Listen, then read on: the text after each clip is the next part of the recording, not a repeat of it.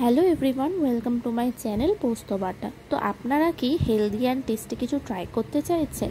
তাহলে এই রেসিপিটি আপনাদের জন্য একদম পারফেক্ট।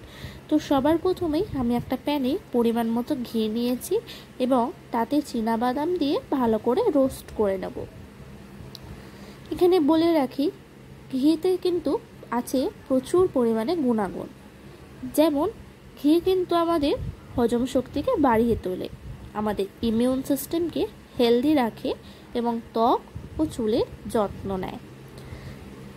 তো দেখো, এখানে বাদামগুলোকে আমি ঘিতে ভালো করে রোস্ট করে নিয়ে একটা পাত্রে তুলে রেখেছি। তারপর ওই ঘিয়ের মধ্যে আমি দিয়ে দিয়েছি পরিমাণ মতো কারি পাতা, সাদা সর্ষে এবং আদা কুচি এবং কাঁচা লঙ্কা কুচি দিয়ে ভালো করে কিন্তু আমি নাড়াচাড়া করে নেব। দেখতে গেলে কারি পাতা এবং সাদা সর্ষে সবার মধ্যে কিন্তু প্রচুর গুণাগুণ রয়েছে। তারপর আমি দিয়ে দিলাম মুগ ডাল, পরিমাণ মতো মুগ ডাল দিয়ে আমি এখানে ভালো করে নাড়াচাড়া করে নেব। কারি পাতার মধ্যে আছে এক অ্যান্টিঅক্সিডেন্ট আর ভিটামিন এ, যা আমাদের ত্বক ও স্বাস্থ্যের সৌন্দর্যতাকে বজায় রাখে। তারপর আমি এখানে দিয়ে দিলাম একে একে পেঁয়াজ কুচি। পেঁয়াজ কুচিগুলোকে দিয়ে ভালো করে আমি এখানে নাড়াচাড়া করে নেব। এখানে আমি যা যা উপকরণ ব্যবহার করেছি সবই কিন্তু আমাদের শারীরিক সুস্থতাকে এবং সৌন্দর্যতাকে খুবই উপকারিতা প্রদান করে। তারপর আমি এখানে স্বাদ অনুসারে দিয়ে দিলাম নুন।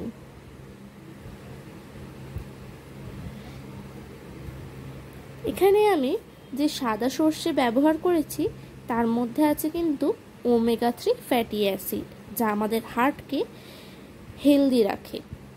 তো এখানে দেখো, নুন দিয়ে দেওয়ার পরে আমি কিন্তু ভালো করে নাড়াচাড়া করে নেব। তারপর আমি এখানে এক বাটি সুজি দিয়ে দিচ্ছি। সুজিগুলো দিয়ে ভালো করে নাড়াচাড়া করতে থাকতে হবে। সুজির মধ্যেও আছে প্রচুর পরিমাণে গুণাগুণ। সুজির এই উপমা কিন্তু আমাদের ডায়েট প্ল্যানের জন্য বা একটা সুস্থ স্বাভাবিক খাদ্য তালিকার মধ্যে এই সুজির উপমা কিন্তু 1 নম্বর স্থান অধিকার করে রেখেছে।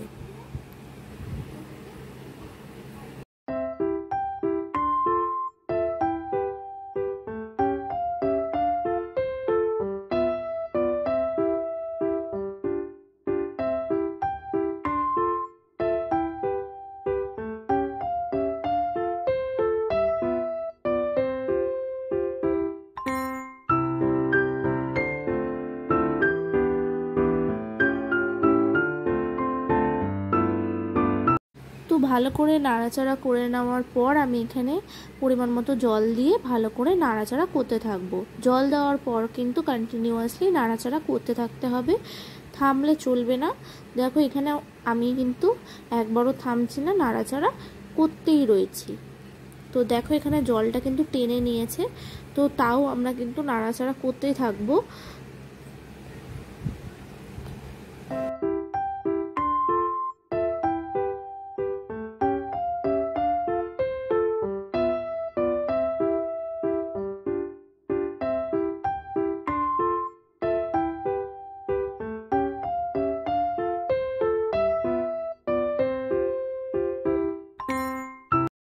তো তারপর দেখো, আমি এখানে ভেজে রাখা বাদামগুলোকে দিয়ে ভালো করে নাড়াচাড়া করে নেব।